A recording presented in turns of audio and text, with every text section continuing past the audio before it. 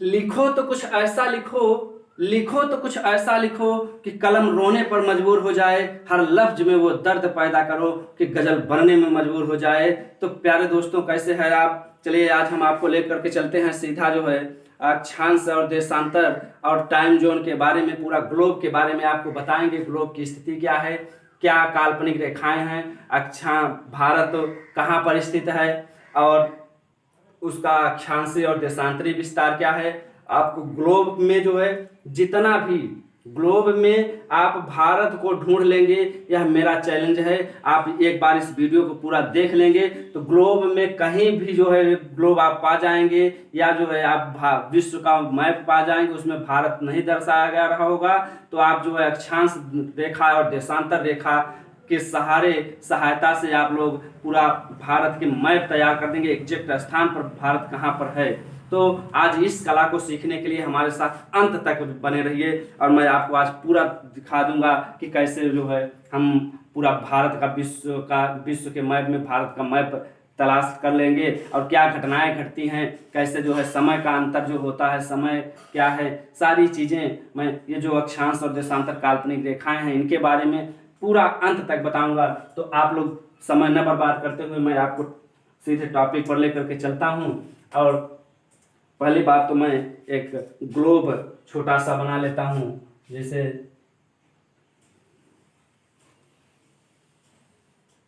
एक ग्लोब बन गया आप लोगों का। ठीक, चलिए थोड़ा सा टेढ़ा मेढ़ा ही सही।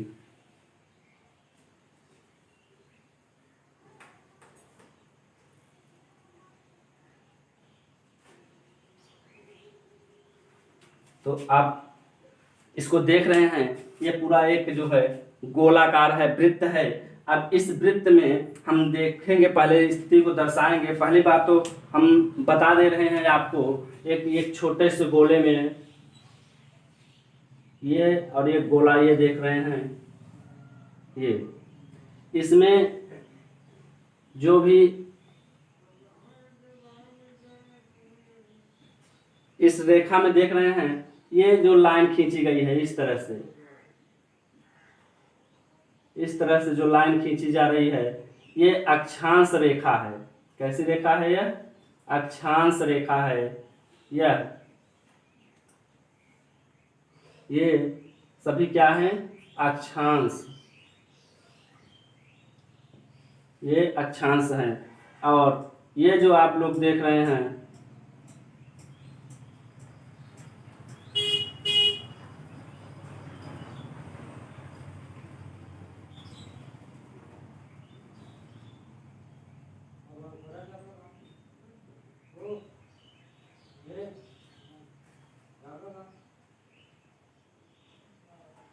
ये अक्षांश रेखा है, देशांतर रेखा है। ये जो है अभी तक उसको देखें आप लोग, वो क्या था? वो अक्षांश था, और यह क्या है? देशांतर है। अक्षांश रेखा और देशांतर रेखा, अक्षांश है यह और यह देशांतर है। ठीक, तो अब हम आपको ये अलग अलग बता दिए, अब इसमें पूरे दोनों को बताएंगे। तो इसको जो है आप लोग देखेंगे कि ये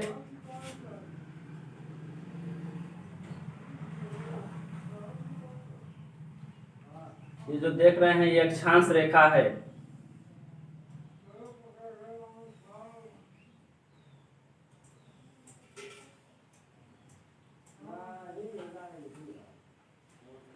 देख रहे हैं आप लोग, तो इसमें देखेंगे कि यह पूरा ये जो देख रहे हैं, यह क्या है?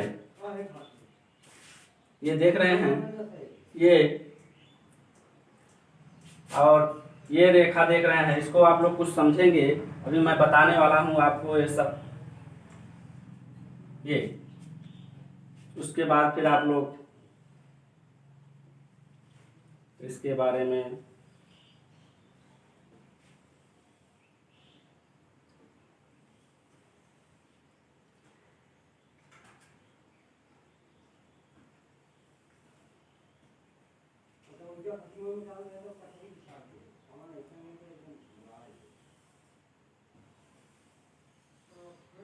ठीक, इस तरह से अभी इन तीनों जो है रेखाओं के बारे में हम चर्चा करते हैं। देखिए ये जो रेखा है, ये यह और ये रेखा और ये बीच वाली रेखा देख रहे हैं आप लोग, यह 0 डिग्री अक्षांश है। कैसे है? 0 डिग्री अक्षांश, 0 डिग्री अक्षांश है यह। इसे भूमध्य रेखा, भूमध्य रेखा, विषुवत रेखा भी कहते हैं। इसे भूमध्य रेखा के नाम से जाना जाता है, विषुवत रेखा के नाम से जाना जाता है, इक्वेटर के नाम से जाना जाता है। 0 डिग्री अक्षांश, 0 डिग्री अक्षांश किस नाम से जाना जाता है? भूमध्य रेखा के नाम से, विषुवत रेखा के नाम से, इक्वेटर लाइन। ठीक, तो 0 डिग्री अक्षांश सबसे बड़ी रेखा है।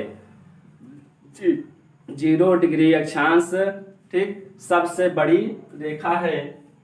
तो चलिए अब उसके बाद हम चलते हैं ऊपर 23.5 डिग्री। अब यहां से जाएंगे तो 23.5 डिग्री उत्तरी अक्षांश, 23.5 डिग्री उत्तरी अक्षांश, 23.5 डिग्री उत्तरी अक्षांश,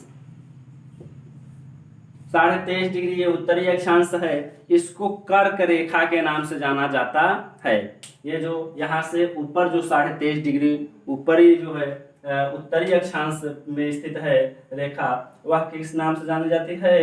तो कर्क रेखा के नाम से, कर्क रेखा के नाम से जानी जाती है। अब आप लोग जानते हैं भारत से जो है कर्क रेखा होकर के गुजरती है। तो भारत से कर्क रेखा होकर के गुजरती है तो आपको निश्चित यह मालूम होगा कि यहाँ पर जो है भारत कहीं पर स्थित होगा। ये तो आपको क्लियर हो गया कि ऊपर से देखिए यहाँ से जो है इस 0 डिग्री अक्षांश से आप लोग ऊपर जाएंगे तो उत्तर में जाएंगे, तो उत्तर में जाएंगे तो ये हो गया उत्तरी गोलार्ध। और इस 0 डिग्री से नीचे आएंगे, दक्षिण में आएंगे, दक्षिण में आएंगे तो दक्षिणी गोलार्ध। 2 गोलार्ध में बांट दिया गया है। 0 डिग्री अक्षांश से नीचे आएंगे, दक्षिण में आएंगे तो दक्षिणी गोलार्ध, 0 डिग्री अक्षांश से ऊपर जाएंगे, उत्तर में जाएंगे तो उत्तरी गोलार्ध। 2 गोलार्धों में बांट दिया गया है। ठीक, अब हम चर्चा कर लेते हैं। ठीक, नीचे ये लाइन जो दिया गया है यह जो है यह भी 23.5 डिग्री दक्षिणी अक्षांश, 23.5 डिग्री उत्तरी अक्षांश, 23.5 डिग्री दक्षिणी अक्षांश। तो 23.5 डिग्री दक्षिणी अक्षांश को किस नाम से जाना जाता है? 23.5 डिग्री दक्षिणी अक्षांश को किस नाम से जाना जाता है? तो मकर रेखा के नाम से जाना जाता है। किस नाम से जाना जाता है? मकर रेखा के नाम से जाना जाता है, मकर रेखा के नाम से जाना जाता है। ठीक, यह मकर रेखा है। ठीक, क्या है? यह मकर रेखा है, कर्क रेखा है, भूमध्य रेखा है। ठीक, अब आप लोग थोड़ा सा चर्चा कर लेते हैं कि जैसे यहाँ उत्तरी गोलार्ध है, अब देशांतर के बारे में चर्चा कर लेते हैं। अब आपको यह क्लियर हो गया होगा। ठीक है, यहाँ पर मैं चिन्हित कर दे रहा हूँ इन 3 जो है। अभी ज़्यादा इसके बारे में बहुत विस्तार बताने की जरूरत नहीं, अभी बेसिक चीज़ें इसको बता दे रहे हैं। फिर उसके अगले वीडियो में मैं आपको पूरा विस्तार से एक एक पॉइंट पर चर्चा करूँगा। तो चलिए अब आपको चर्चा कर लेते हैं। ये जो रेखा दिख रही है, ये जो रेखा दिख रही है यह क्या है? देशांतर रेखा है। देखिए मैंने यहाँ पर बता दिया था, ये इस तरह से अक्षांश था और इस तरह से देशांतर था। तो यह कैसी रेखा है? देशांतर रेखा है। इस देशांतर रेखा को जो है समय रेखा भी जो है कहा गया है। इस कहा जाता है समय रेखा किसको? देशांतर रेखा को। ठीक, तो चलिए हम चर्चा करते हैं अब इसके बारे में। ये क्या है? यह 0 डिग्री देशांतर है।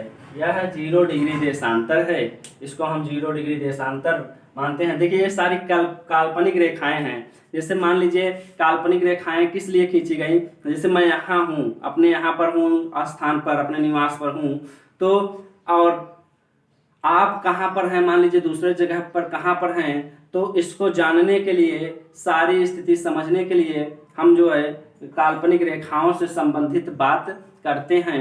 जैसे मान लीजिए हम तो ये भारत की बात कर दिए, अमेरिका, चीन, इन सब स्थानों को समझने के लिए, जानने के लिए हम जो है सीधा इसी रेखा से जो है निर्धारण करते हैं स्थानों का, समय का जो है स्थान कहाँ पर हैं आप, उसको इसी रेखा से जाना जाता है। चलिए हम चर्चा करते हैं अब इसके बारे में थोड़ा सा। यह देशांतर रेखा है। इस देशांतर रेखा से, देशांतर रेखा की संख्या कितनी है दोस्तों? देशांतर रेखा की संख्या कितनी है? अक्षांश रेखा की संख्या कितनी है? अब इसके बारे में हम चर्चा करते हैं।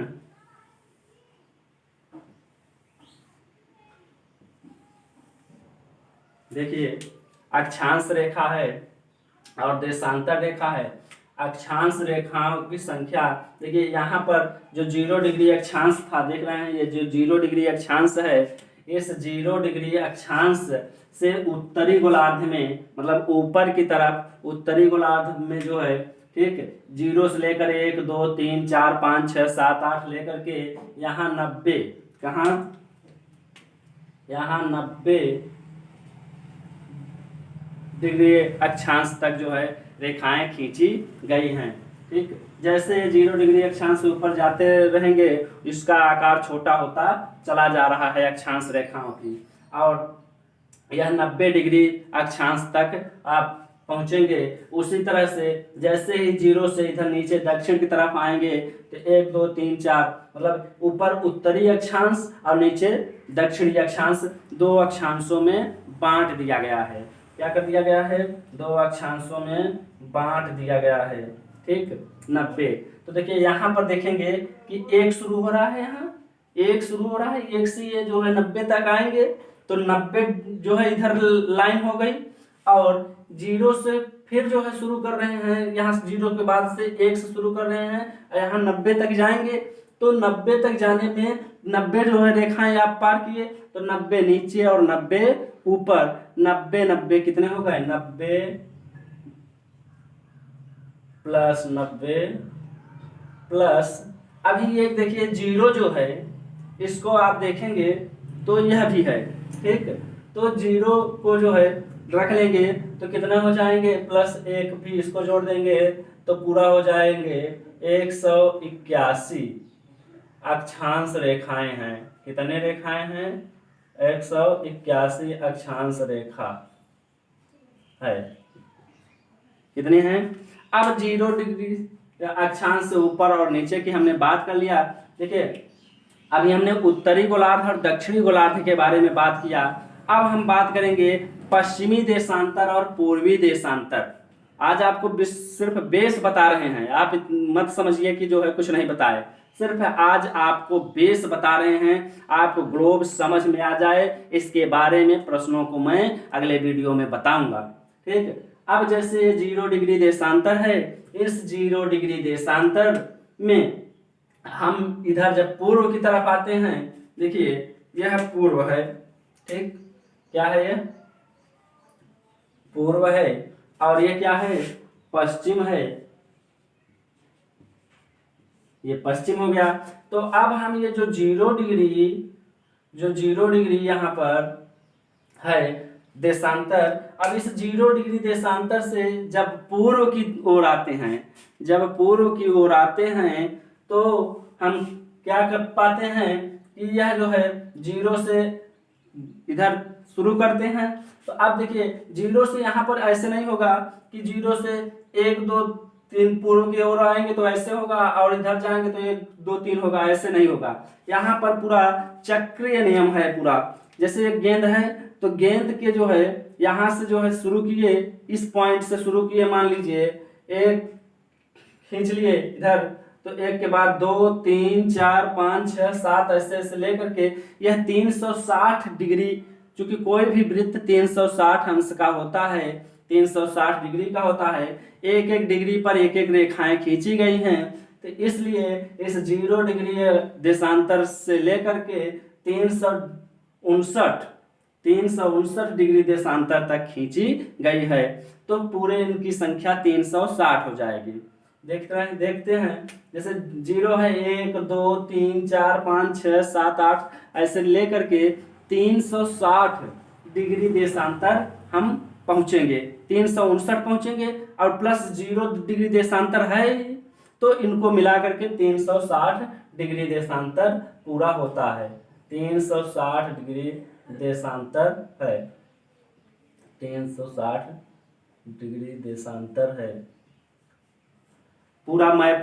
क्योंकि कोई भी वृत्त 360 अंश का होता है तो इस हिसाब से एक एक डिग्री पर खींचा गया है, तो यह जो है पूरा 360। अब आप कहेंगे कि सर इसको आप जो है कह रहे थे कि एक एक डिग्री पर यह भी खींचा जाता है, ये जो है अक्षांश रेखाएं भी एक एक डिग्री पर ही खींची गई हैं, तो इस यह भी जो है 360 होने चाहिए। तो इसके लिए मैं आपको बता दे रहा हूँ। इसके लिए जैसे मान लीजिए ये गेंद है, ठीक, अब गेंद नहीं है मेरे पास, नहीं तो मैं तुरंत बताता। जैसे मान लीजिए गेंद है, अब गेंद में ऐसे रेखा यहाँ से खींचना शुरू किए, यहाँ से लेकर के यहाँ से यहाँ तक ले आए, तो एक पूरा वृत्त बन गया कि नहीं बन गया। तो ये पूरा वृत्त जो है, इस वृत्त को हम जो है पूरा अक्षांश रेखा कह रहे हैं। फिर यहाँ से यहाँ तक पूरा वृत्त बन गया, फिर यहाँ से यहाँ तक वृत्त बन गया। तो इस हिसाब से अगर हम देखेंगे तो यहाँ से बीच में आने में 90 ही सर्कल वृत्त हम खींच रहे हैं, रेखा हम खींच रहे हैं। उसी तरह से बीच से नीचे जाने में पूरा जो है 90 खींच रहे हैं रेखाओं को।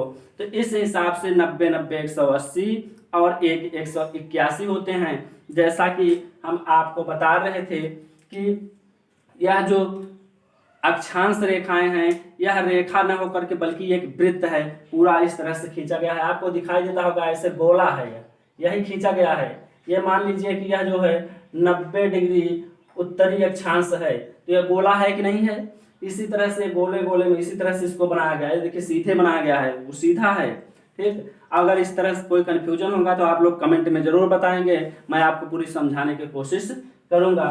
तो चलिए अब हम थोड़ा सा बात करते हैं समय के बारे में, टाइम जोन के बारे में। जैसे 0 डिग्री देशांतर को विश्व का मानक समय मान लिया गया है कि 0 डिग्री देशांतर जो है विश्व का मानक समय है। तो 0 डिग्री देशांतर को विश्व को मानक समय मान लिया गया। तो जैसे यहाँ पर 12 बजे हैं, ठीक, यहाँ पर 12 बजे हैं, तो पूरे विश्व में भी 12 बजेंगे, ठीक। लेकिन एक शर्त और भी है कि 1 डिग्री देशांतर, ठीक, 1 डिग्री देशांतर की जो 2 डिग्री देशांतरों के बीच की जो दूरी होती है, इसे गोरे कहते हैं। और इनके जो दूरी होती है वह कितनी होती है, वह 111 किलोमीटर की होती है। 111 किलोमीटर की दूरी होती है। और इन 111 किलोमीटर पृथ्वी जब अपने अक्ष पर घूमती है, अपनी धुरी पर घूमती है, तो वह 111 किलोमीटर की दूरी को जो है कितना समय लेती है, 4 मिनट समय लेती है। यहाँ से यहाँ पहुँचने में 4 मिनट का समय लेती है, 4 मिनट का अंतर आ जाता है। यहाँ अगर 12 बजे हैं तो यहाँ कितने बजे होंगे, तो यहाँ पर 12:04 हुए होंगे। तो इस तरह से 4 मिनट का अंतर होता चला जाता है। तो जैसे अब भारत में पहुंचने के लिए भारत का अक्षांशीय विस्तार और देशांतरी विस्तार कितना है, तो अब इन सब चीज़ों को जानने के लिए मैं अपने अगले वीडियो में आप लोगों को पूरा बताने की, समझाने की कोशिश करूंगा। और उम्मीद करते हैं कि आप लोगों को समझ में आया होगा। तो प्यारे दोस्तों, हमारे इस वीडियो को ज़्यादा से ज़्यादा शेयर करें, लाइक करें, कमेंट करें और हमारे यूट्यूब चैनल पर नए हो तो सब्सक्राइब करें हमारे चैनल को। और इस तरह से वीडियो मैं जो डालता रहूँगा आपको पूरा कराऊंगा क्वेश्चन और आपको नोटिफिकेशन पहुँचेगा। तो धन्यवाद दोस्तों।